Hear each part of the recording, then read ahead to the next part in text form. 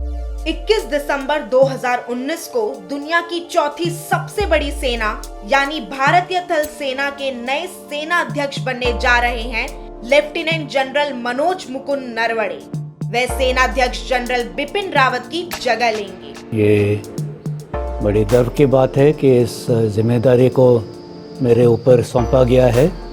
इसी के साथ एक बहुत ही विचित्र लेकिन सुखद संयोग भी बन जाएगा।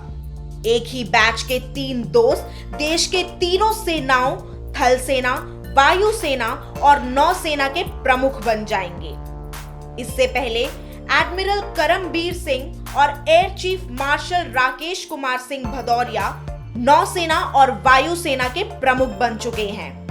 44 साल पहले जब 17 साल के केबी करमबीर सिंह, छोटू, राकेश कुमार सिंह भदौरिया और मनोज मुकुंद नरवणे ने 1976 में नेशनल डिफेंस अकेडमी ज्वाइन की थी, तब सोचा भी नहीं होगा कि एक दिन वे तीनों दोस्त एक साथ देश की तीनों सेनाओं के कमान संभालेंगे। केबी और नरवणे एनडीए ज्वाइन करने से पहले स्कूल के समय के दोस्त थे। दोनों ने एक ही स्कूल में पढ़ाई की थी और एनडीए में प्रवेश लेने के बाद राकेश कुमार सिंह भदौरिया भी उनके तीसरे दोस्त बन गए थे। 1976 की बैच में तीनों का एडमिशन हुआ था। तब उनकी उम्र 17 साल थी। तीनों बैचमेट होने के साथ ही अच्छे दोस्त भी थे।